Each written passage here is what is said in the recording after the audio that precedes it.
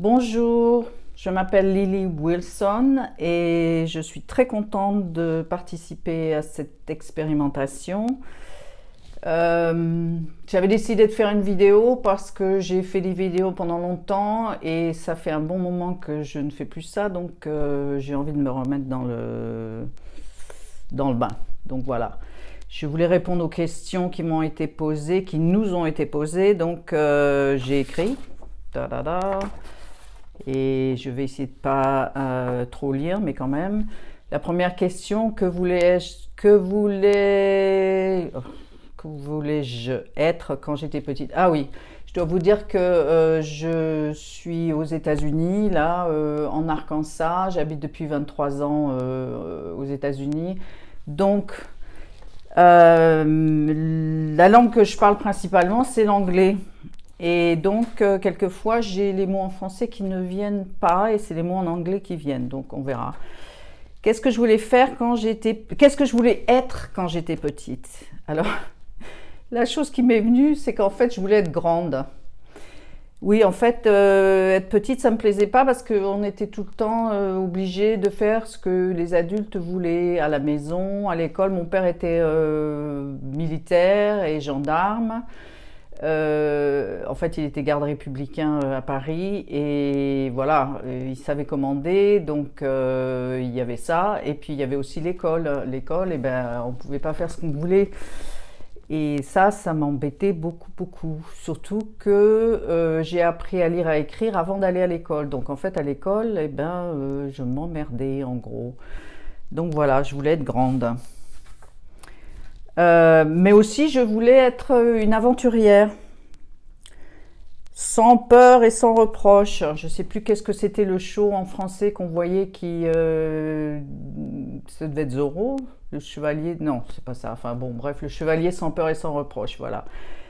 Est-ce que... Voilà, c'est ce que je voulais être. Qu'est-ce que je voulais faire quand j'étais petite? Donc là aussi, la première réponse qui m'est venue, c'est que je voulais faire le pitre. Je voulais faire l'imbécile, mais bon, c'était en fait, je voulais faire le pitre.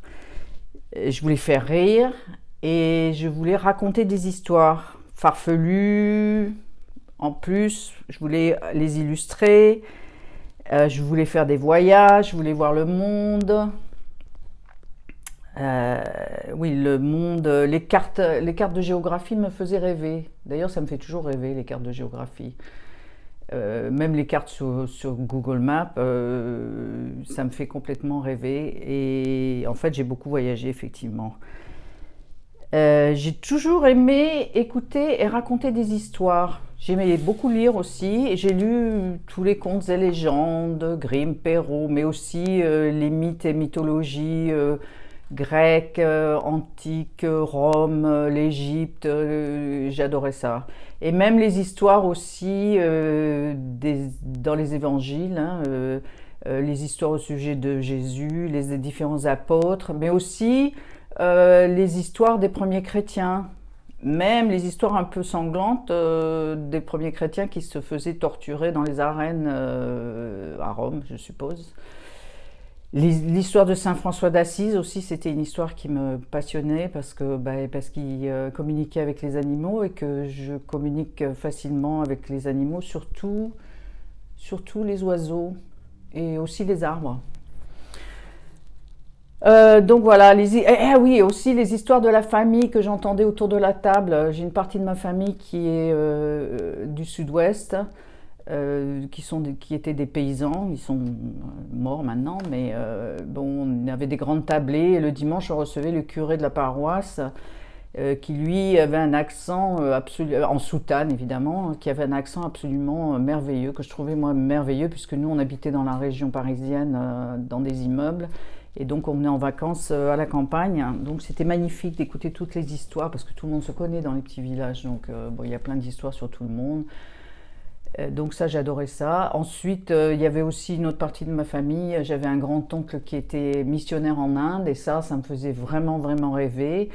Et quand il est mort, d'ailleurs, on a reçu des prêtres qui sont venus d'Inde pour lui rendre hommage. Et je me rappelle aussi des histoires qui sont racontées autour de la table. Alors évidemment, Il parlait pas très bien français, mais ça fait rien. C'était vraiment déjà je voyageais. Donc voilà. Et aussi les histoires avec mon frère, c'est ce qu'on faisait. On se racontait des histoires et on mettait en scène nos jouets en peluche. Et on en avait pas mal. Et on faisait comme du théâtre avec les jouets en peluche. Et en plus, le soir, quand on avait du mal à s'endormir, ben, on se racontait des histoires. Donc voilà, les histoires, ça c'est quelque chose de récurrent.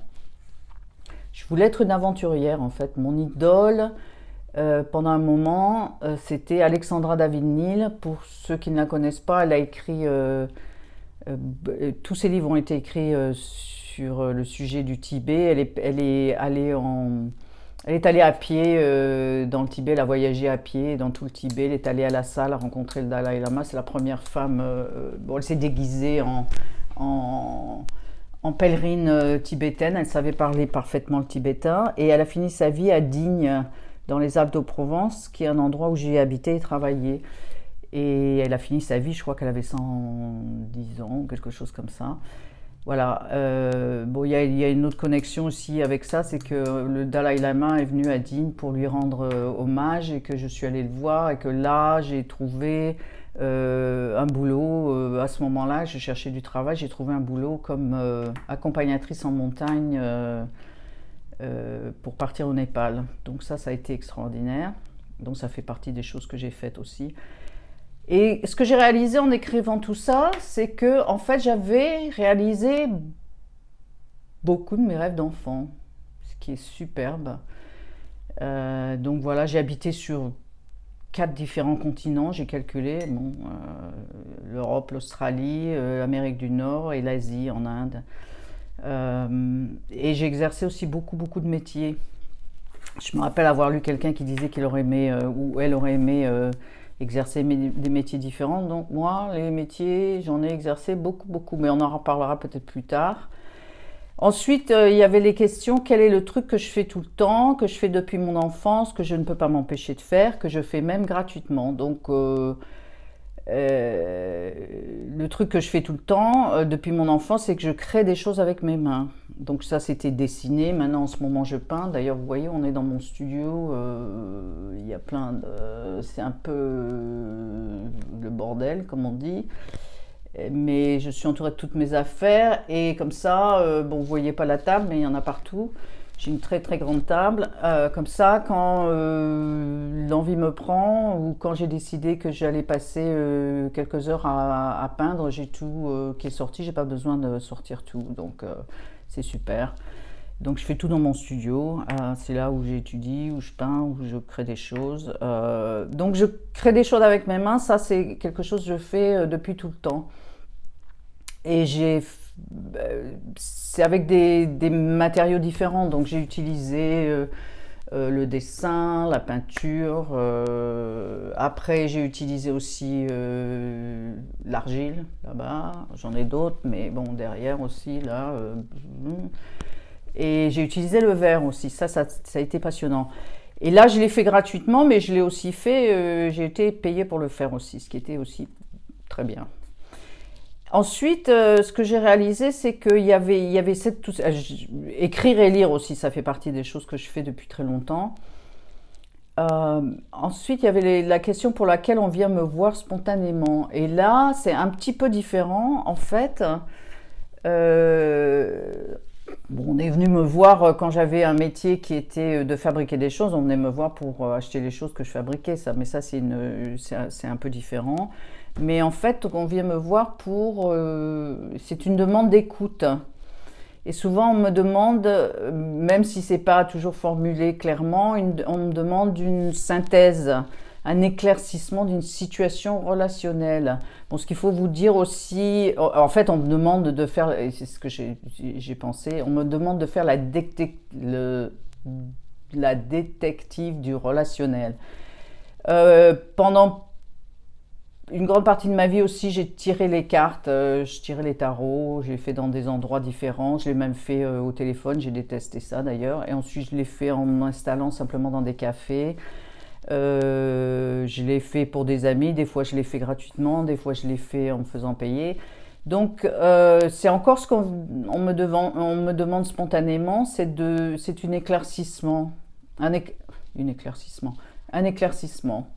Donc voilà, où là, je vois que ça fait 10 minutes que je parle, donc il est temps que je vous quitte et je vous dis à bientôt parce que je sais que on va nous demander une vidéo pour nous présenter. Donc voilà, à bientôt.